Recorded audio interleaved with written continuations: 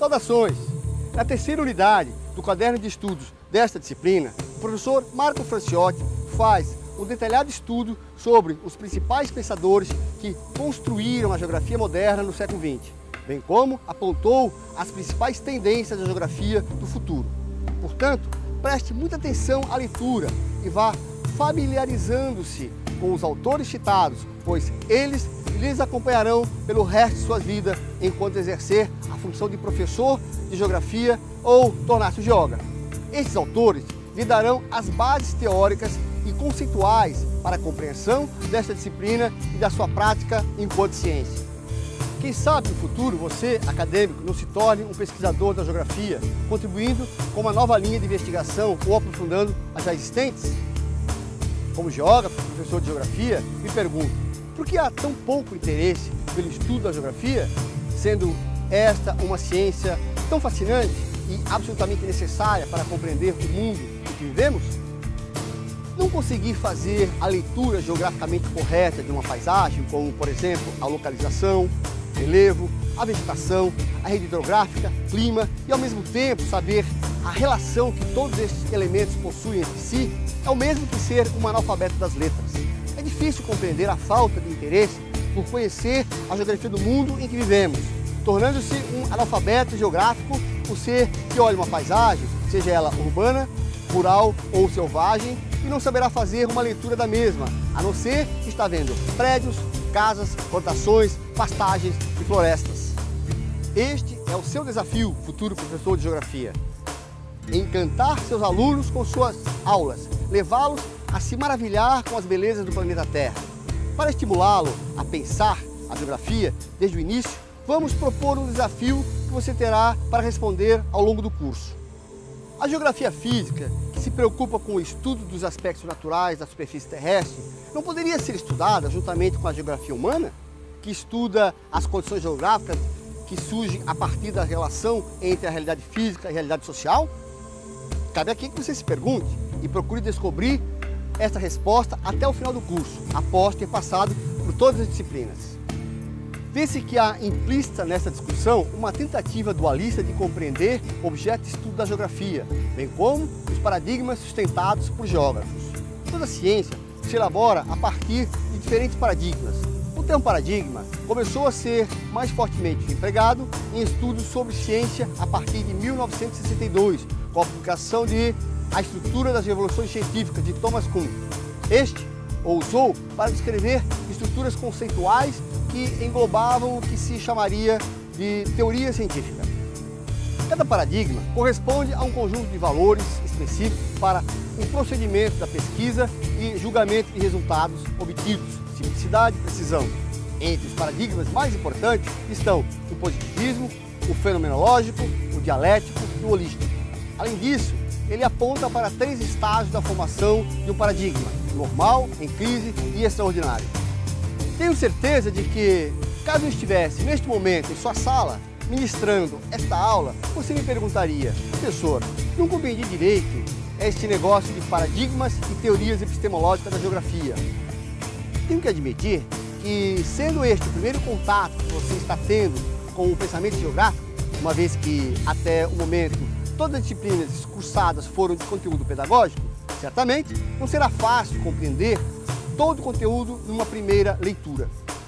Entretanto, à medida que avançar nas demais disciplinas, os conteúdos teóricos, bem como as ideias defendidas pelos diferentes autores ao longo da história da humanidade, apresentados no caderno de estudos e no vídeo dessa disciplina, tudo ficará mais claro. Você deve saber que, para se construir uma casa que suporte o peso do telhado e não caia na primeira tempestade ou ventania, ela necessita ter suas bases muito bem fundamentadas, ou seja, o segredo de uma casa segura está nos fundamentos. Da mesma forma, podemos dizer que os fundamentos da profissão de professor de geografia, de geógrafo ou de qualquer profissão estão em suas bases teóricas e epistemológicas. Portanto, gostaria de adverti-los de que esta disciplina não é um amontoado de ideias e pensadores inúteis para a sua formação, uma vez que, se você escolheu este curso, é porque quer logo estudar geografia. Sei disso, porque já fui aluno e já passei por essa experiência de estar aí na sala de aula ou no seu local de estudo, cursando um curso superior. Volto a afirmar, preste muita atenção em cada autor apresentado e procure familiarizar-se com eles e as principais ideias apresentadas, pois, especialmente os geógrafos, lhes fornecerão as bases com a qual construirá os fundamentos de sua futura profissão. A princípio, você será apenas um reprodutor das ideias já pensadas por filósofos, geógrafos e pesquisadores. Entretanto, é fundamental que saiba identificar a origem das diferentes ideias, juntando, unindo e prendendo cada conhecimento para tornar-se um dia um criador de ideias ou o formulador de um novo paradigma dentro da geografia. Ou, ao menos, ter base suficiente para questionar os paradigmas vigentes. Você acha isso impossível? Jamais duvide de sua capacidade. Confie sempre em você mesmo. Uma corrente nova de pesquisa dentro da geografia é o pensamento sistêmico, ou seja, estudar o lugar, a região, porém sem deixar de relacionar com o mundo à sua volta. É importante observar, cara acadêmico, que quando surge uma corrente de pensamento novo, ou o que se chama de ciências de novos paradigmas, esses acabam influenciando quase todas as ciências. Com a teoria geral de sistemas, não foi diferente. Segundo Robert Morais, a geografia sistêmica surge como uma via da geografia pragmática, que tem, entre outras vias, a geografia quantitativa, que utiliza métodos matemáticos para interpretar fenômenos geográficos, e a geografia da percepção e do comportamento, que traz a influência da psicologia para compreender a percepção do homem com relação ao lugar, região, paisagem, território e espaço. A teoria de sistemas estuda os fenômenos como redes interligadas, onde o homem e a sociedade humana são apenas um elo dessa grande teia da vida, e não apenas uma peça, uma grande engrenagem, como propõe a visão mecanicista desenvolvida por René Descartes e Isaac Newton. Na visão sistêmica, os fenômenos geográficos não podem ser estudados isoladamente, sem considerar onde aquele fenômeno se enquadra dentro de toda a grande teia. Ao aplicar o método da teoria de sistemas para estudar uma árvore, por exemplo, tal estudo não poderia ser feito separando-a em raízes, caule, folhas, flores, frutos e sementes. Desta forma, você jamais compreenderia a função da árvore diante de toda a floresta e da fauna que depende da árvore e da floresta para sobreviver, bem como do papel que as raízes exercem ao permitir a infiltração da água até os lençóis freáticos na reciclagem do gás carbônico, devolvendo à atmosfera o oxigênio que o homem e animais necessitam para viver, da enorme quantidade de animais que se alimentam de suas flores, frutos, sementes e folhas.